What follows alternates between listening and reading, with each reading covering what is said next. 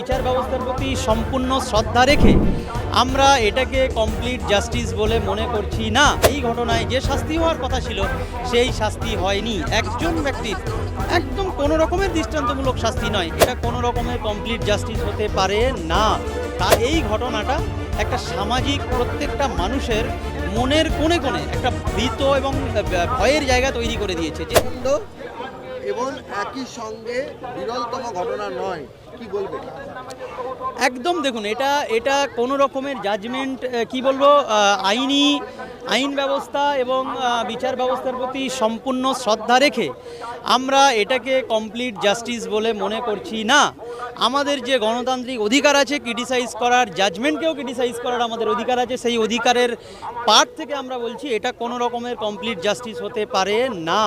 কারণ এটা একটা বিরলতম থেকে বিরলতম ঘটনা। সারা পৃথিবীতে হয়তো কোথাও এরকম ঘটনা ঘটেছে বলে আমার মনে হয় না, যেখানে একজন মেডিকেল অফিসার, যিনি গ্রুপ এ অফিসার পদমর্যাদা সম্পন্ন, তিনি নিজের কর্মস্থলে গিয়ে তিনি জীবন বাঁচানোর জন্য যেখানে কাজ করছিলেন সেখানে নিজের জীবন দিতে হয়েছে।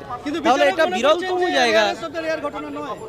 আমরা দেখুন, বিচারকের ডিরেক্ট আমরা ক্রিটিসাইজ করতে পারবো না। বিচার ব্যবস্থার যে জায়গা ক্রিটিসাইজ আমরা করতে পারি গণতান্ত্রিক অধিকারে, সেই জায়গাটা আমরা ক্রিটিসাইজ করে বলবো আমরা এই বিচারকের যদি এরকম কথা হয় তাহলে আমরা এ ব্যাপারে একমত নই।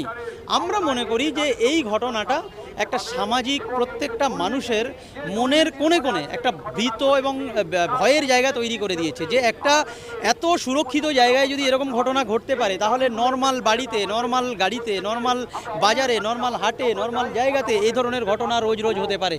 তাহলে একটা এক্সাম্পলারি একটা এক্সাম্পল তৈরি করতে গেলে এই ঘটনায় যে শাস্তি হওয়ার কথা ছিল সেই শাস্তি হয়নি। একজন ব্যক্তির একদম কোনো রকমের দৃষ্টান্তমূলক শাস্তি নয়। এটা আমার মনে হয় রেপ অ্যান্ড মার্ডার কোনো ব্যক্তি কোনো জায়গায় যদি করে এর থেকে বেশি সে শাস্তি পাওয়ার যোগ্য বলে আমরা মনে করি।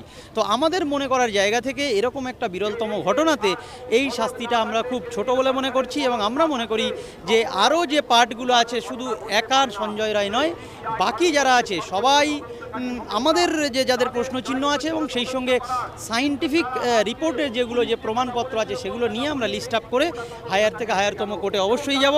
এবং অভয়া দিদির বাবা মায়ের কে সঙ্গে নিয়ে আমরা মনে করি এই যুদ্ধে শুধুমাত্র একটা অভয়া নয়, পশ্চিমবঙ্গ তথা ভারতবর্ষের অভয়ারা যারা আছে তাদের বুকে বল, তাদের বুকে সাহস জাগানোর জন্য আমরা যারা অভয়াদের ভাই হওয়ার সংকল্প নিয়েছি, যারা অভয়াদের বাবা, মা, বোন, দিদি হওয়ার সংকল্প নিয়েছেন, তারা এই লড়াইটা কখনো মাঝপথে ছেড়ে যাবেন না।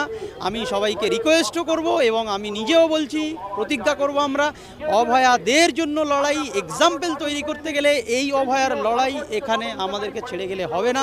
এই লড়াইটা আমাদেরকে কন্টিনিউ করতে হবে। তোমার বাবা মা বলছিল যে বিচারের এটা প্রথম ধাপ, সেই প্রথম ধাপেও কি তোমরা সন্তুষ্ট হলে? একদমই নয়, একদমই নয়। আমরা মনে করি যে প্রথম ধাপেই একটা এক্সাম্পল হওয়া দরকার ছিল, যেটা এক্সাম্পল হয়নি। কিন্তু আবার বলছি, বিচার ব্যবস্থার বিভিন্ন জায়গায় বিভিন্ন সার্কামস্ট্যান্সেস থাকে, সেই জায়গাগুলো বিচার বিবেচনা করে ওনারা যে জায়গা বিচার দিয়েছেন আমরা সেটাকে এক ধরনের ওয়েলকাম করে অবশ্যই একটা স্টেপ আমরা এগিয়েছি, কিন্তু স্যাটিসফ্যাক্টরি নয়। আমরা মনে করি যে প্রশ্নগুলো আমাদের আছে এবং যে পারিপার্শ্বিক জায়গাগুলো আছে এবং প্রশ্নর সঙ্গে যে সায়েন্টিফিক ল্যাবরেটরি রিপোর্টগুলো আছে সেগুলোকে নিয়ে আমরা একত্রিত করে আবার হায়ারতম কোর্ট যেগুলো আছে সেগুলোতে আমরা যাব, সর্বোচ্চতম কোর্ট সুপ্রিম কোর্ট পর্যন্ত আমরা যাব।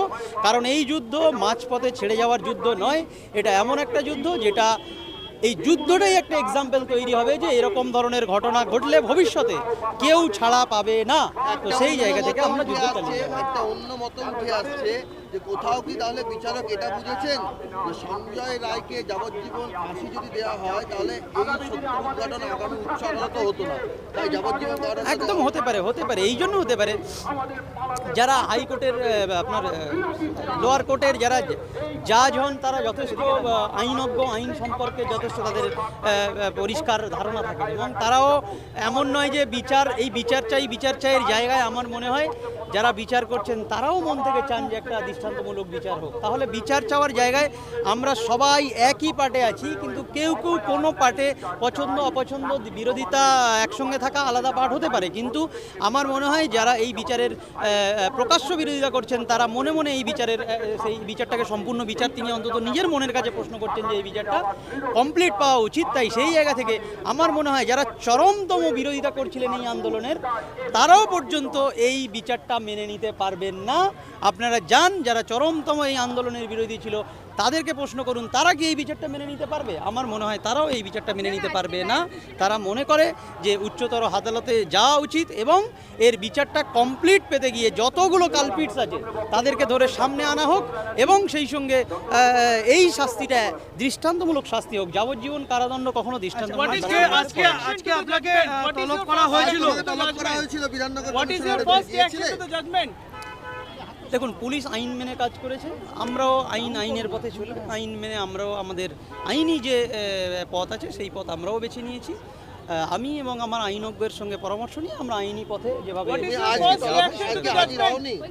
আজকে তাহলে হাজির হলে না, জানানো হয়েছে তাদের কিছু? হ্যাঁ, আমরা জানিয়ে দিয়েছি আইনি পথে যেভাবে জানানো দরকার সেভাবে আমরা আইনি পথে।